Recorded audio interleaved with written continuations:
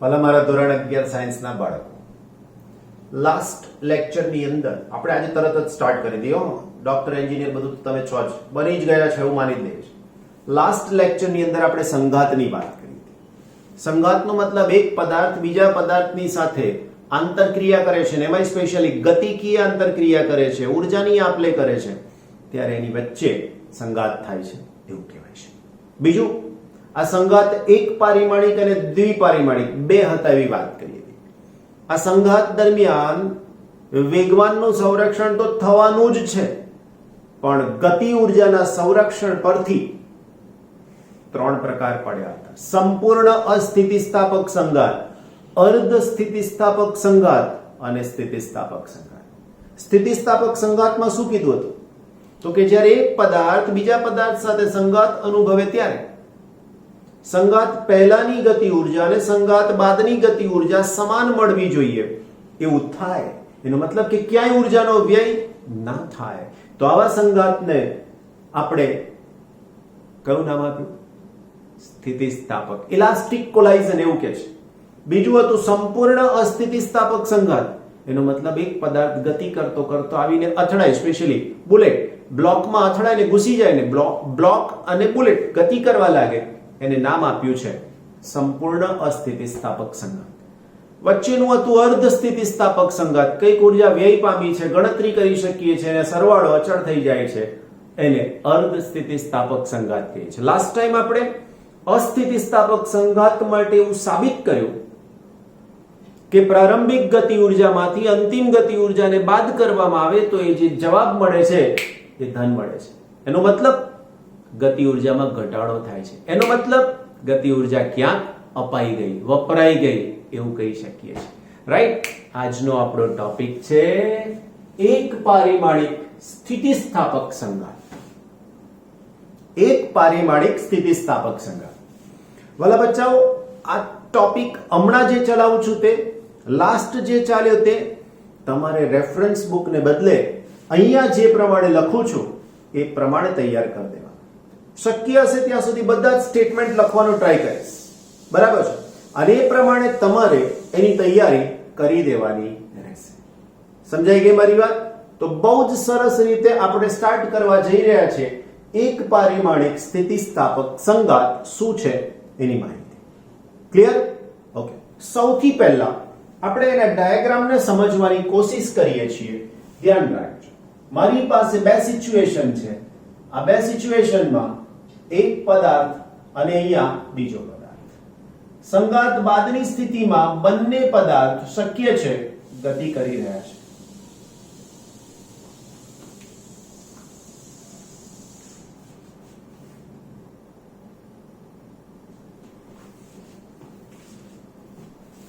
Okay વાલા બચ્ચાઓ, આ દળ m1 છે અને આ દળ m2 છે. આગળ કીધું હતું એ પ્રમાણે આ પદાર્થ સ્થિર છે જ્યારે આ પદાર્થ v1i જેટલા વેગથી ગતિ કરે છે. અહીંયા સદિશ નહીં બતાવીએ કારણ એક પરિમાણ છે માટે. આને આમ અથડાશે, અથડાયા પછી આનો વેગ થાય છે v1f અને આનો વેગ થાય છે v2f. દળ બદલાતું નથી એવું ધ્યાનમાં રાખજો. બંનેના દળ સરખા જ છે, બદલાતા નથી. આ જે સ્થિતિ છે સંઘાત પહેલાની છે, તો અહીંયા લખું સંઘાત પહેલા ની સ્થિતિ અને આ છે સંઘાત બાદની સ્થિતિ. ક્લિયર થઈ ગઈ મારી તમારી વાત? ઓકે. હવે આનાથી આગળની હજી ચર્ચા જે છે એના પહેલા આનું વર્ણન કરી લઈએ. જવાબમાં આકૃતિમાં m1 અને m2 દળના બે પદાર્થો છે, જેમાં m1 દળનો પદાર્થ અથવા તો ગોળો, પદાર્થની જગ્યાએ ગોળો પણ લખી શકો છો. m1 દળનો ગોળો v1i જેટલા વેગથી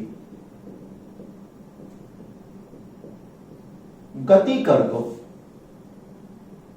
m2 દળના સ્થિર ગોળા સાથે સંગાત અનુભવે છે. ક્લિયર? બીજું, સંઘાત બાદ તે બંને સંઘાત બાદ m1 અને m2 દળના ગોળા v1f અને v2f જેટલા વેગથી ગતિ કરે છે.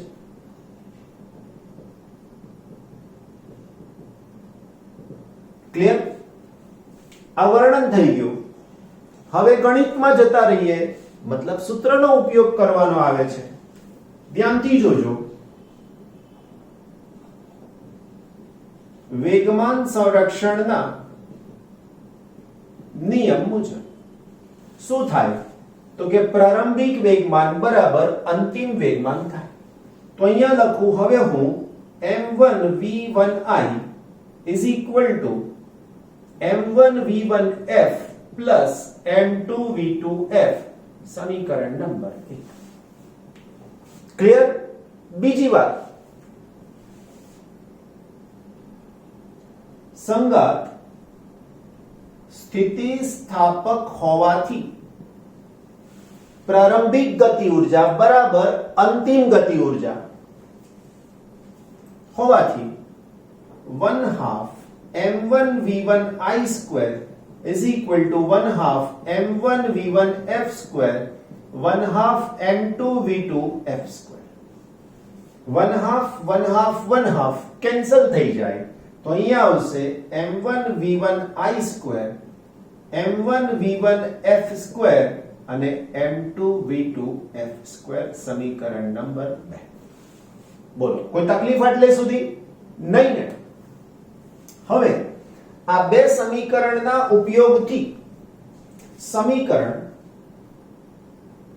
1 અને 2 ની મદદથી હવે જે સમીકરણ લખવા જઈ રહ્યો છું ને એના ડેરિવેશન માટે ઘણા બધા સ્ટેપ્સ આવે છે. હવે સ્ટેપ્સ આપણી બુકના સિલેબસમાં નથી લખ્યા, તો બેટર કે એને યાદ રાખવાની ટ્રીક બતાવી દઉં, તમારું કામ સહેલું થઈ જાય. ગોખવાનું નથી કેતો. ગોખવું એટલે શું? પેલું નાનું બાળક મગજમાં ઇમ્પ્રેશન લઈને ઇંગ્લિશની રાઇમ્સ ગાય છે, ટ્વિંકલ ટ્વિંકલ લિટલ સ્ટાર, એને ખબર જ નથી કે શું છે, એટલા માટે એને ગોખ્યું કહેવાય. 10 વાર બોલો એટલે એને આવડી જાય. આપણે એવું નથી કહેતા, આપણે સમજાવીએ છીએ અને યાદ રાખવાની ટ્રીક બતાવું છું. તો યાદ રાખવાની ટ્રીક અહીંયા બતાવી રહ્યો છું, ધ્યાન રાખજો. હવે હું લખીશ આની સાથેનું જે સૂત્ર આપણી પાસે છે તેમાં અહીંયા લખીશ v2f minus v1i, right, is equal to v2f minus v1f. એની સાથે v1f, આની સાથે v1i, અહીંયા m1 અને અહીંયા પણ m1. હવે આ સૂત્રનું ડેરિવેશન જો 10 સ્ટેપમાં મળતું હોય તો બેટર આપણા માટે. યાદ રાખવાની સિસ્ટમ ના સમજાય હોય તો પોઝ કરો ને પાછા જઈને પાછું જોઈ લો, તરત જ મોડે થઈ જશે. કેવા શું માંગુ છું? ક્લિયર થઈ ગયું? ઓકે. આ બેની મદદથી જ આ મળવાનું છે. હવે આ બંનેમાં m1 છે એ કેન્સલ થઈ જશે એટલે હું કેન્સલ કરી નાખું છું અને બંનેની સાથે ગુણી નાખું છું.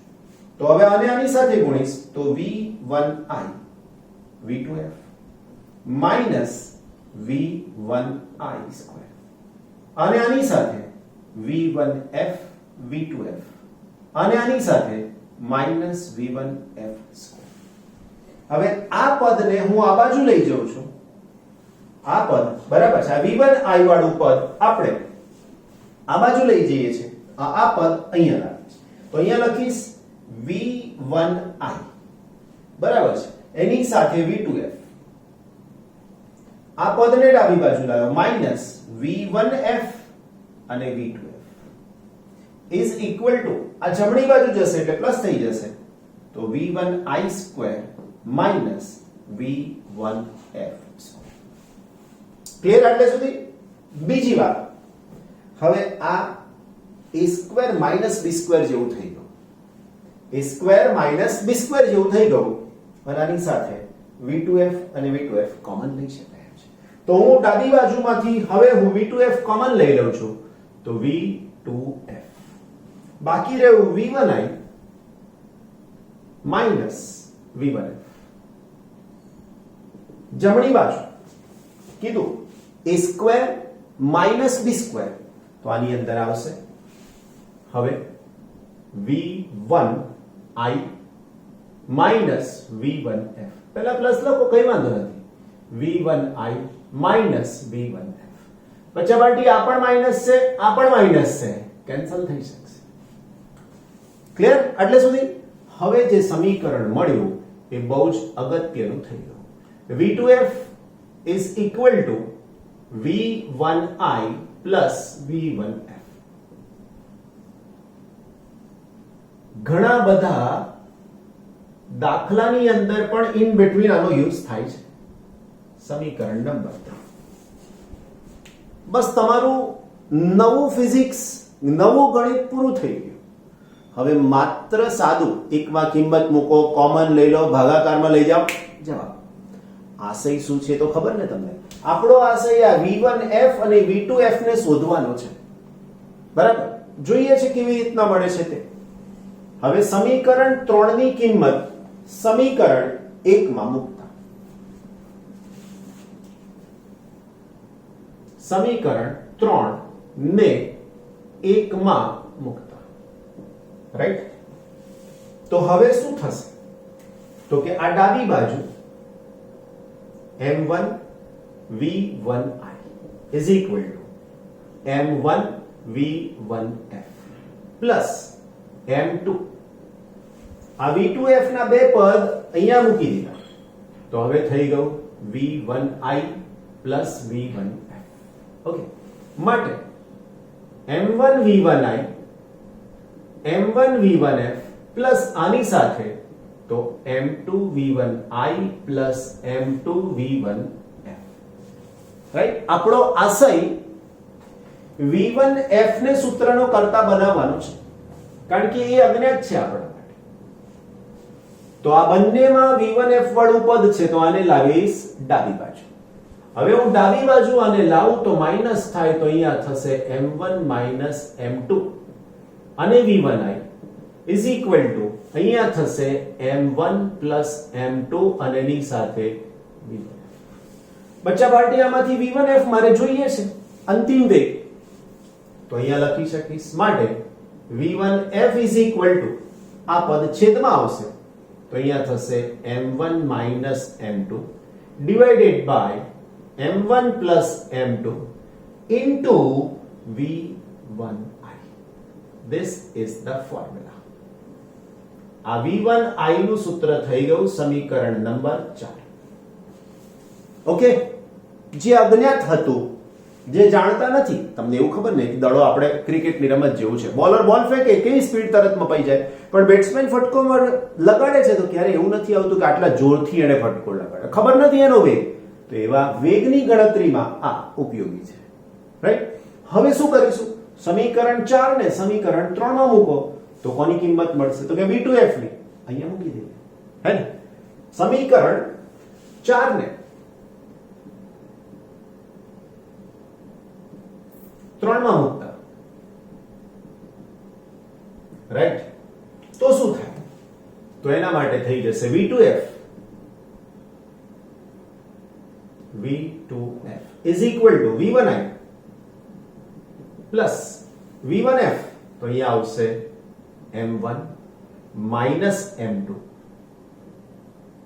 divided by m1 plus m2 into v1I.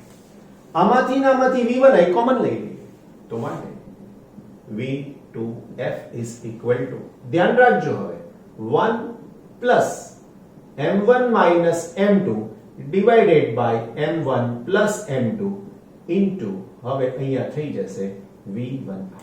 આ બ્રેકેટ નથી કરતો કારણ આ બ્રેકેટ છોડવો છે, મને બ્રેકેટનું સાદું રૂપ આપવું છે એટલા માટે v1i. હવે હું આને આની સાથે ગુણું છું, રાઈટ? તો હવે અહીંયા થઈ જશે ઇઝ ઇક્વલ ટુ ધ્યાન રાખજો આની સાથે ગુણાશે, આની સાથે ગુણાશે એટલે m1 plus m2 plus m1 minus m2 divided by m1 plus m2 into v1i. એક m2 પ્લસ છે એક m2 માઈનસ છે તો કેન્સલ થઈ જશે, રાઈટ? તો માટે v2f નું સૂત્ર થઈ ગયું m1 plus m1 તો થઈ જશે 2m1 v1i divided by m1 plus m2. તો આ તમને મળી ગયું વાલા બચ્ચાઓ શેનું સૂત્ર? તો કે અથડામણ પછી, સંઘાત પછી બીજા પદાર્થ માટેના વેગનું સૂત્ર.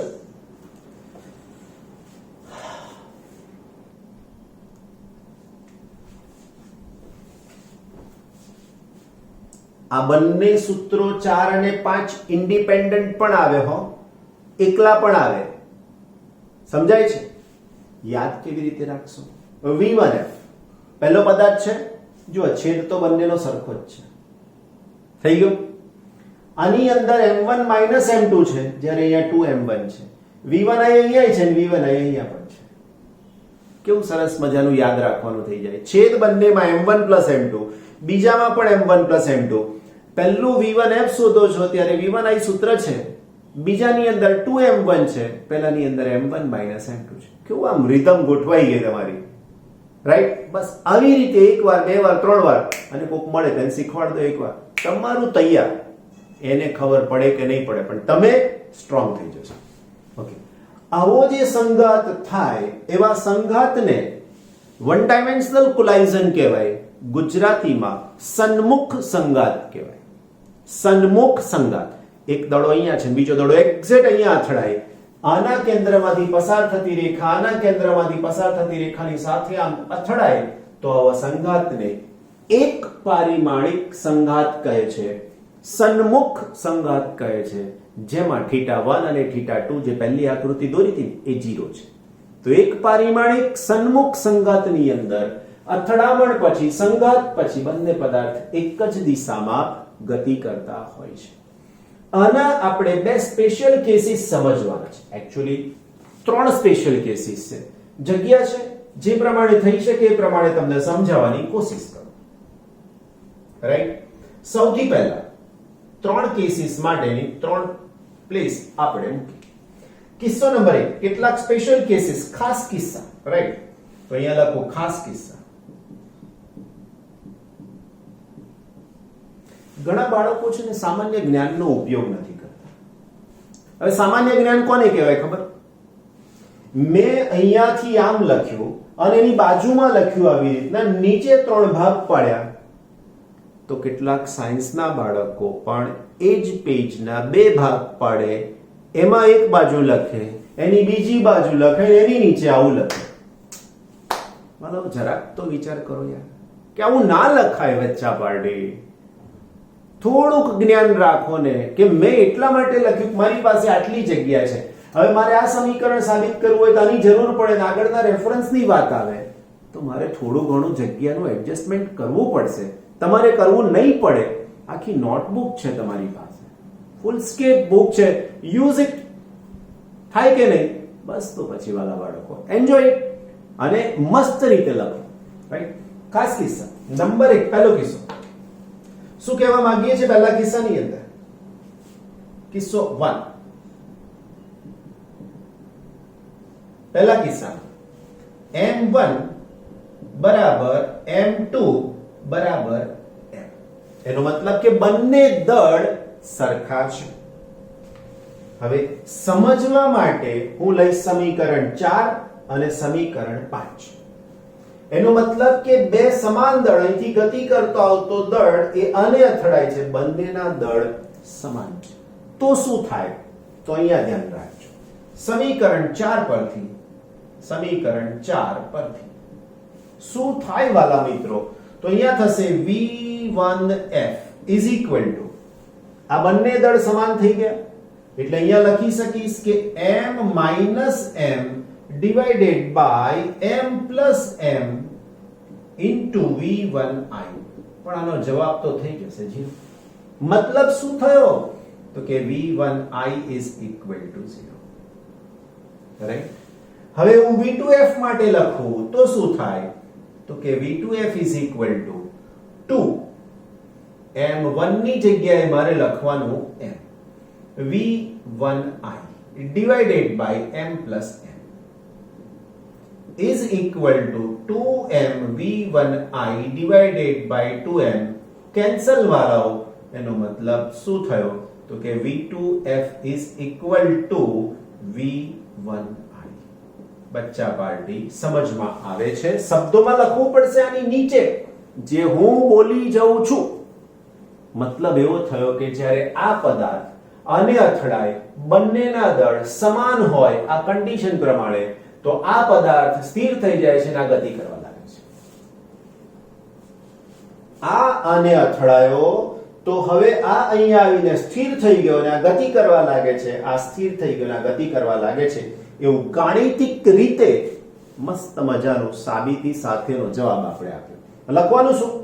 બે સમાન દળના પદાર્થ પૈકી એક સ્થિર હોય અને બીજો પદાર્થ ગતિ કરતો કરતો એક પારિમાણિક સંઘાત અનુભવે તો પહેલો પદાર્થ સ્થિર થઈ જાય અને બીજો પદાર્થ એટલી જ ઝડપથી ગતિ કરવા લાગશે, અથવા પ્રારંભિક વેગથી જેટલો પહેલા પદાર્થનો છે એટલા વેગથી ગતિ કરવા લાગશે.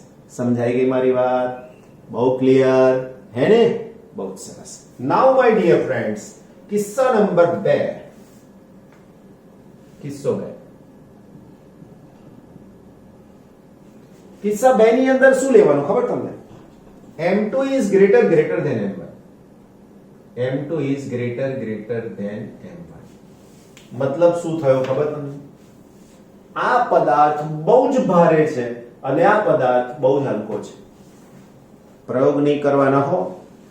એક ટ્રક મોટી ઊભી છે, વજન ભરેલી, અને એની પાછળ એક સાયકલ વાળો જોરથી એને અથડાય છે. શું થાય એ જુઓ. સમજાઈ ગઈ વાત? અથવા એક ટ્રક 40 ની સ્પીડે જઈ રહી છે અને એક સાયકલ વાળો એને પાછળથી 60 ની સ્પીડે અથડાય છે. શું થાય જો? સાયકલ વાળો 60 ની સ્પીડે ના આવી શકે, તો ટ્રકની સ્પીડ 10 લઈએ અને સાયકલની સ્પીડ 20 લઈએ. 20 ની સ્પીડે તો જવાય ને, 20 કિલોમીટર પ્રતિ કલાક. એટલી સ્પીડે તો જવાય ને. શું થાય છે જોઈએ. સમીકરણ 1 માં m2 is greater than m1. તો v1f, m2 એટલે ટ્રકનું દળ 10,000 કિલોગ્રામ, અને m1 એટલે સાયકલનું અને એની ઉપર બેઠેલા માણસનું દળ માંડ 100 કિલોગ્રામ. પેલું 10,000 ને માંડ 100, તો આ m1 બહુ ઓછા છે. તો m1 બહુ ઓછા છે એટલે વાલાઓ હું એને કાઢી નાખીશ, એટલે 0 કરી દઈશ અને -m2 ના છેદમાં m1 plus m2 into v1i. હવે જો આ m1 બહુ ઓછા છે એટલે નીકળી જશે, તો હવે મારા જવાબમાં થઈ ગયું -m2 upon m2 into v1i. આ બંને કેન્સલ થઈ ગયા. એનો મતલબ કે v1f is equal to -v1i. મતલબ ખબર પડી? એટલે સાયકલ ચલાવનાર વ્યક્તિ જોરથી ટ્રકને 20 ની સ્પીડે અથડાય તો એ 20 ની સ્પીડે પાછો આવશે. હું નથી કહેતો, આ ગણિત કહે છે. હવે ટ્રકની સ્પીડને શું થાય ચેક કરી લઈએ. આની અંદર જઈએ v2f. v2f is equal to 2m1. હવે m1 તો બહુ ઓછા છે વાલાઓ, રાઈટ? તો 2m1 upon m1 plus m2 into v1i. Clear? આનો મતલબ શું થયો? આનો મતલબ છેદની કિંમત બહુ મોટી છે. લખી શકીએ છેદની કિંમત ઘણી બધી વધારે છે. m1 plus m2 ઘણા વધારે હોવાથી v2f is approximately equal to કેટલા થઈ શકશે? તો કે જે પહેલી સ્પીડ હોય તેટલી જ. એનો મતલબ કે v1i. એની જેટલી સ્પીડ હતી એટલી સ્પીડથી આગળ ગતિ ચાલુ રાખશે. Isn't it? m1 plus m2 બહુ વધારે એટલે છેદ વધારે એવું કીધું તમને, રાઈટ? તો હવે v2f કેટલા થશે બચ્ચા પાર્ટી? તો v2f is equal to approximately 0 થાય. એનો મતલબ કે ટ્રકની સ્પીડમાં જે સ્થિર હોય તો સ્થિર, કશો ફરક પડશે નહીં. છેલ્લો કિસ્સા નંબર 3 લઈ લઈએ, જે તમારી ટેક્સ્ટ બુકમાં નથી. કિસ્સો નંબર 3. કિસ્સા નંબર 3 માં શું હોઈ શકે? ઊંધું વિચારીએ છીએ. ઊંધું વિચારો છો એટલે m1 is greater than m2. પહેલા દળની કિંમત બહુ બધી વધારે છે અને બીજા દળની કિંમત બહુ બધી ઓછી છે. આ બહુ જ ઓછું છે, આ બહુ વધારે. એટલે આ સાયકલ વિચારો અને આ ટ્રક વિચારો. શું થાય? તો અહીંયા લખીશ v1f is equal to, આ બહુ ઓછું છે એટલે નીકળી જશે, આ બંને as it is રહેશે. તો અહીંયા લખીશ m1 upon m1, રાઈટ? કારણ કે m2 તો ઓછા છે, is equal into v1i. એનો મતલબ થઈ ગયો આ કેન્સલ થઈ જાય. એનો મતલબ થઈ ગયો કે v1f is equal to v1i. એનો મતલબ આ ટ્રક જ્યારે આ સાયકલને અથડાય ત્યારે આ ટ્રકના વેગમાં કોઈ ફેર પડશે નહીં. હું નથી કહેતો, આ ગણિત કહે છે. આ પદ કેવી રીતે લખ્યું? ફરીથી એકવાર. m1 is greater than m2. m1 એટલે ટ્રક 10,000 કિલોગ્રામ સાયકલને અથડાય છે એટલે m2 દળ બહુ ઓછું થઈ ગયું. 10,000 ઓછા 100, 10,000 વત્તા 7, કોઈ ફરક નહીં પડે. એટલા માટે આપણે આને કીધું છે, રાઈટ? તો હવે નીકળી ગયું. હવે મારે v2f ની ગણતરી કરવાની થાય. તો v2f is equal to 2m1 v1i, 2m1 v1i, right? છેદમાં m1 plus m2, પણ m2 તો બહુ ઓછા છે એવું આપણે અહીંયા કહી દીધું છે. તો અહીંયા પણ લખી શકીએ m1. કેન્સલ થઈ ગયું. v2f is equal to 2v1i. ખબર પડે વાલા બચ્ચા? 2v1i એટલે એક 40 કિલોમીટર પ્રતિ કલાકની ઝડપે જતો ટ્રક અહીંયા 10 ની સ્પીડે જતી સાયકલ સાથે અથડાય તો આ સાયકલની ઝડપ એની પ્રારંભિક ઝડપ કરતા ડબલ થઈ જાય. આની ઝડપ કરતા આ ઝડપ ડબલ થઈ જાય એટલે 40 ની સ્પીડ વાળી ટ્રક સાયકલને અથડાય તો સાયકલની ઝડપ 80 થઈ જાય. જિંદગીમાં એને ના જોઈ હોય અને એના જ કારણે ગબડી જાય. એટલા માટે રોડની વચ્ચે વેહિકલ નહીં ચલાવવું. ટુ વ્હીલર છે રોડની લેફ્ટ સાઈડ ઉપર, બરાબર? બાકી ઘણા વચ્ચે ને વચ્ચે જ. કોઈ એમ કે સાઈડમાં ચલાવો ને, રોડનો ટેક્સ ભરેલો છે ભાઈ, ટેક્સ ભરેલો છે, પણ જિંદગીનો ટેક્સ નું શું? એને એટલે સેફ ચલાવવાનું. લાયસન્સ ના હોય તોય ઘણા ચલાવી લે છે, હે ને? જોખમ છે બાળકો, રાઈટ? ચલાવો, શાંતિથી ચલાવો. ક્લિયર? તો વાલા બાળકો, આ ગણિતની સાથે તમે જે મજા માણો છો વાસ્તવમાં એ અહીંયા દેખાય છે, હે ને? આ થિયરીને મિનિમમ તમારે 2 વાર લખવાની ને મોડે કરવાની. 2 વાર લખાઈ જશે, ઓટોમેટિક મોડે થઈ જશે, રાઈટ?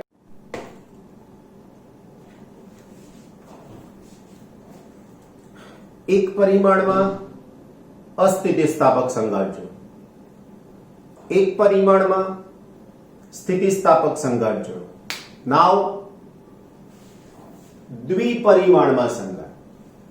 થિયરીની શરૂઆતમાં જે આકૃતિ દોરી હતી લાસ્ટ લેક્ચર વાળી, એની ચર્ચા કરી રહ્યા છે. પહેલા આકૃતિ સમજાવી દો એટલે તમને જવાબ લખવાની સરળતા પડે, કારણ કે વર્ણન બધું એના ઉપરથી હું લખી રહ્યો છું.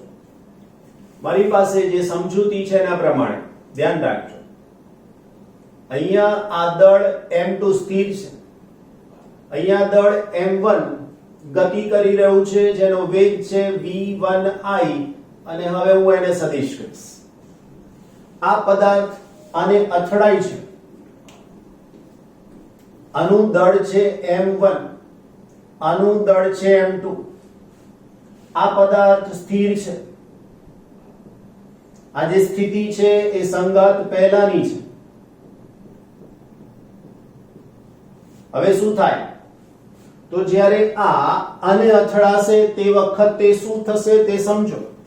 તો આ અહીંયાથી એક દડો આ દિશામાં જશે, બીજો દડો અહીંયાથી આ દિશામાં જશે. ધેટ મીન્સ હવે જો હું સમજાવવા માંગુ તો શું થઈ શકશે? તો આ દિશામાં વેગ આવશે v1f સદિશ, આ દિશામાં વેગ આવશે v2f સદિશ, આનું દળ m1, આનું દળ m2, x દિશા સાથેનો ખૂણો θ1, x દિશા સાથેનો ખૂણો θ2, અને x દિશા કહી શકીએ આ બાજુ તરફની દિશાને -y અને આ બાજુ તરફની દિશાને +y. હવે આ જે મેં ડ્રો કર્યું એનું વર્ણન તમારે શબ્દોમાં લખવાનું આકૃતિ પરથી. શું આવશે આ વર્ણન એ હું બોલું છું. આકૃતિમાં m1 દળનો v1i વેગથી ગતિ કરતો દળો પદાર્થ m2 દળના સ્થિર પદાર્થ સાથે અથડામણ અથવા તો સંઘાત અનુભવે છે. સંઘાત બાદ m1 અને m2 દળના પદાર્થો x દિશા સાથે અનુક્રમે θ1 અને θ2 જેટલા કોણે v1f અને v2f જેટલા વેગથી ગતિ કરે છે. અહીંયા સંઘાત દ્વિ કે ત્રિપારિમાણિક હોઈ શકે છે. અહીં આની સમજૂતીમાં દ્વિપારિમાણિક સંઘાતની ચર્ચા કરવાની છે. That's it. ક્લિયર થઈ ગઈ આટલી વાત? બહુ સરસ. હવે જો હું આગળની ચર્ચા કરું તો લખી શકાય કે અહીં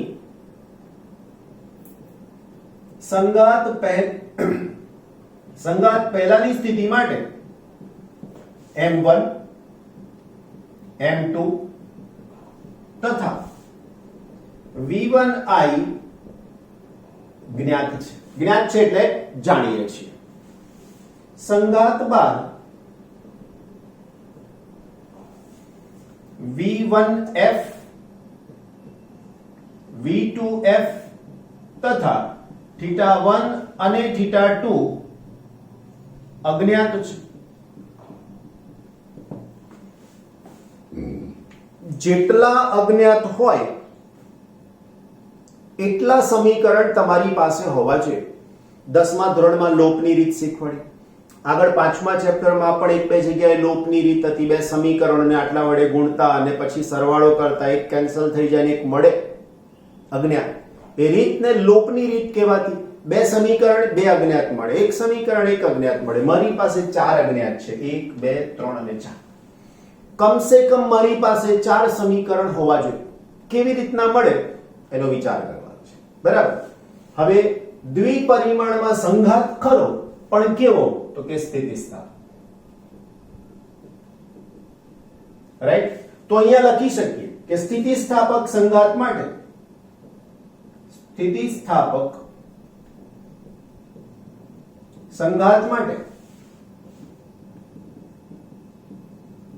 વેગમાન સંરક્ષણના નિયમ મુજબ સંઘાત પહેલાનું વેગમાન બરાબર સંઘાત બાદનું વેગમાન. તો સૂત્ર લખી શકાય m1 v1i સદિશ, આ તો સ્થિર છે એટલે એનો વેગ 0 છે એટલે નહીં લખો તો ચાલશે, is equal to m1 v1f plus m2 v2f. આયો. હવે સમીકરણ નંબર 1 મળ્યું મને. આ સમીકરણમાં સદિશ નિશાની છે. હવે આ સદિશ નિશાનીને અનુરૂપ હું એના બે ઘટક લખી શકું. તો અહીંયા લખું સમીકરણ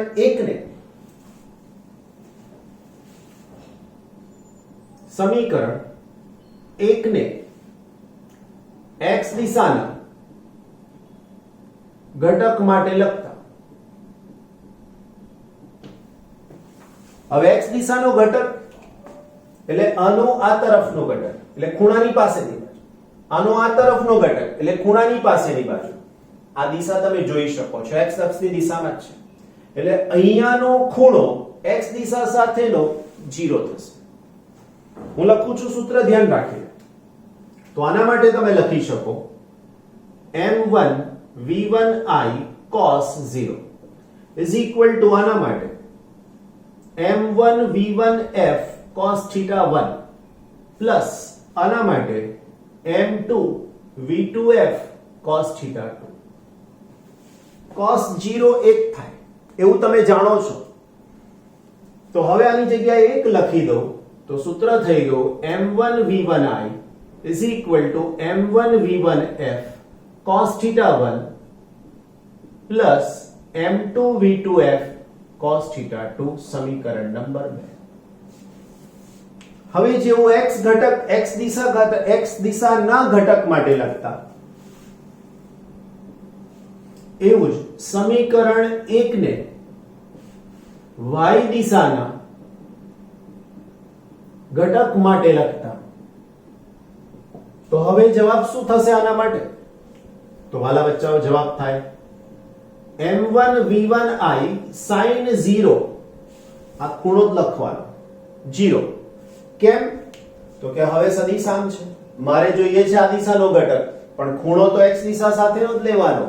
કેમ? તો કે ખૂણાની સામેની બાજુ લેવાની છે, sin ઘટક લેવાનો છે. એના જેમ જ is equal to m1 v1f sin theta 1 minus m2 v2f sin theta 2. Okay, sin 0 0 થાય, cos 0 1 થાય, sin 0 0 થાય. સાચી વાત ને? બહુ સરસ. તો આનો જવાબ થઈ ગયો હવે m1 v1 સોરી. ઓકે, ચાલો એક સ્ટેપ વધારે લખો. m1 v1i 0 is equal to m1 v1f sin theta 1 minus m2 v2f sin theta 2. sin 0 તો 0 થઈ જવાના છે, આખું પદ 0 થઈ ગયું, તો માટે 0 is equal to m1 v1f sin theta 1 minus m2 v2f sin theta 2 સમીકરણ નંબર 3. કોઈ તકલીફ સમજવા માટેની નહીં ને? તો આ બે સમીકરણો મળ્યા. આ ના ગણાય. હવે ટોટલ કેટલા જોઈએ? સમીકરણ 4. બે મળ્યા કારણ કે આમાંથી જ બનાયા બે, રાઈટ? હવે પાછું સ્થિતિસ્થાપક સંઘાત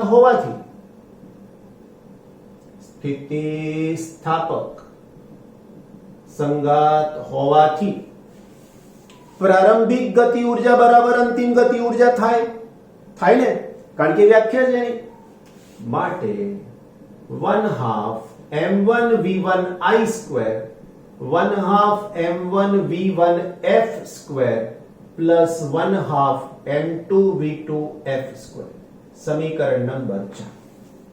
ટૂંકમાં 3 સમીકરણ મળ્યા, 2 3 અને 4. 4 અજ્ઞાત છે.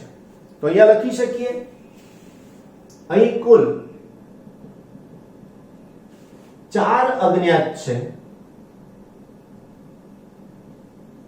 અને 3 સમીકરણ છે. માટે કોઈ એક અજ્ઞાત પહેલાથી જો જાણતા હોઈએ તો બાકીના અજ્ઞાતને શોધી શકાય. ખ્યાલ આવી ગયો ને? પણ તમે કહેશો કે શોધવાનું કેવી રીતના? બહુ સરળ છે મારા વાલાઓ. તમારા હાથમાં કેમેરો છે, રાઈટ? તમે આમ ઊભા રહ્યા છો. હવે સામેથી દડો આવ્યો, બીજો એક કેમેરો અહીંયા છે, બીજો એક કેમેરો અહીંયા છે. તો ક્રિકેટની રમતમાં તમે જોયું છે એ પ્રમાણે શું કરે છે? ક્રિકેટની રમતમાં જેવો બેટ્સમેન બોલને ફટકારે એટલે આ પોઝિશનમાંથી આમ લઈ જાય છે. જોયું છે? તો પહેલાનો ખૂણો, પછી અહીંથી આમ ગયો, આ ખૂણો માપી લીધો, તૈયાર. શું મળી ગયું? તો કે ખૂણો. જે ખૂણો મળ્યો તે કઈ વાંધો નથી, અજ્ઞાત મળી ગયો, એટલે એનો ઉકેલ શોધવો સરળ થઈ જાય છે, રાઈટ? તો શોધી શકાય છે. તો આ આખું વર્ણન દ્વિપારિમાણિક સ્થિતિસ્થાપક સંઘાત માટે થઈ શકે છે. 2 થી 3 માર્ક્સની ઇમ્પોર્ટન્ટ થિયરી આ ચેપ્ટરની કહેવાશે, અગત્યની થિયરી. સમજાઈ ગયું ને? બહુ જ સરસ. બધી થિયરી છેલ્લી જે છે સંઘાતવાળી મોડે કરી લેજો. કોમ્પિટિટિવ એક્ઝામ્સમાં શ્યોરલી આમાંથી પૂછાશે જ. શ્યોરલી પૂછાશે, રાઈટ? Take care. વાંચતા રહેજો ફિઝિક્સને. વીકેન્ડ આવે ત્યારે રિવાઇઝ કરતા રહેજો. તમે જુઓ 6થા ચેપ્ટર સુધી પહોંચી ગયા છીએ અને આપણે કશું બાકી નથી રાખવાના. સિલેબસમાં હોય કે ના હોય, ટેક્સ્ટ બુકનું જેટલું કામ છે બધું પૂરું કરીશું. કારણ એવું છે બચ્ચા પાર્ટી કે કન્સેપ્ટ તો કન્સેપ્ટ જ છે. એમણે કાઢી નાખ્યો બોર્ડમાંથી તો આપણાથી એને છોડી ના દેવાય. એના બેઝ પર આગળ ક્યાંક ભણવાનું આવતું હોય તો આપણે એને લીવ કરી દીધો તો જોખમ આપણા માથે આવી જાય. એટલે એવું નહીં કરવાનું, રાઈટ? હોશિયાર છોકરાઓ છો, ડોક્ટર છો, એન્જિનિયર થવાના છો, એવું કશું છોડવાનું નહીં. તૈયારી એક્ઝામના 2-4 દિવસ પહેલા એવું જોઈ લેવાનું કે આટલા આપણે વાંચવાના નથી, પણ અત્યારે તો બહુ જ સરસ તૈયાર કરી લેવાનું.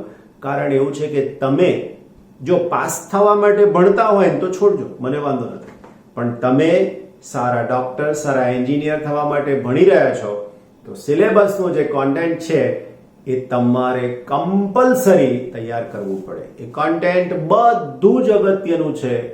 હા, ફરીથી કહું છું, એક્ઝામના 5 દિવસ પહેલા છેલ્લા રિવિઝનમાં એને કાઢી નાખવાનું, પણ રાઈટ નાઉ તૈયાર કરવાનું બહુ જ આવશ્યક છે, બહુ જ આવશ્યક છે. કારણ you are the best, you are the best અને you must be the best one. તમારે બેસ્ટ રીતે તૈયારી કરવાની છે એટલા માટે. ક્લિયર? Take care. વાંચતા રહેજો, તૈયારી કરતા રહેજો, હે ને? વીકેન્ડની મજા પણ લેતા રહેજો, હે ને? Take care.